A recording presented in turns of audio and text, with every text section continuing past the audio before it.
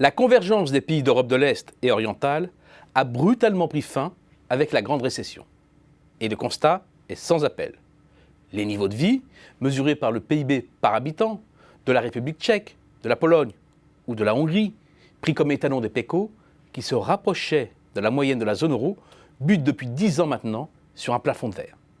Bilan, fin 2016, le niveau de développement de la Pologne se hisse seulement à 35% de celui de la zone euro. La Hongrie fait à peine mieux. Plus avancé, la République tchèque, bloquée en dessous de 55%, fait du surplace depuis 2008. Un coup d'arrêt qui a de quoi surprendre. Dans le sillage d'une Allemagne triomphante, la trajectoire de ce pays devait mécaniquement les amener sur la voie d'un rattrapage rapide. Et si c'était l'Allemagne, leur problème. Pour le comprendre, il faut regarder quelle est la source de la compétitivité outre-Rhin. En d'autres termes, disséquer l'économie de bazar. La mécanique est simple, outsourcer les phases de production à moindre valeur ajoutée vers les pays d'Europe centrale, devenus l'interland productif des industriels allemands, et conserver en Allemagne l'assemblage et les maillons de fabrication décisifs.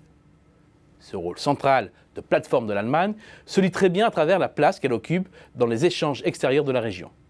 À la fois premier fournisseur de ces pays, l'Allemagne représente entre le tiers et le quart environ des importations de la Pologne, de la République tchèque ou de la Hongrie, elle est aussi leur premier client, et de loin, et représente plus du quart de leurs exportations en moyenne.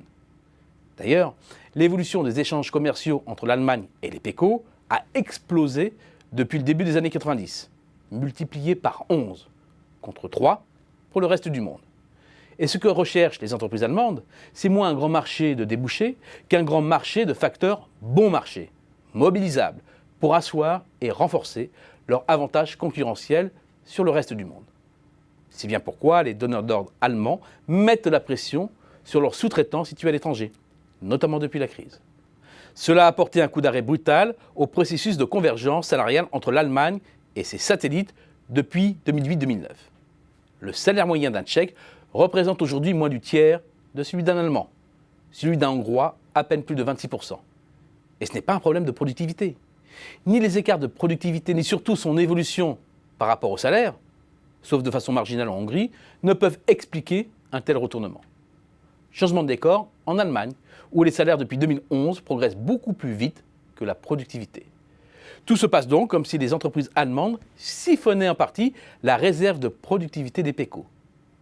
Sous domination allemande, les pays d'Europe de l'Est sacrifient leur rattrapage et s'enferment dans le rôle de sous-traitants à bas coût.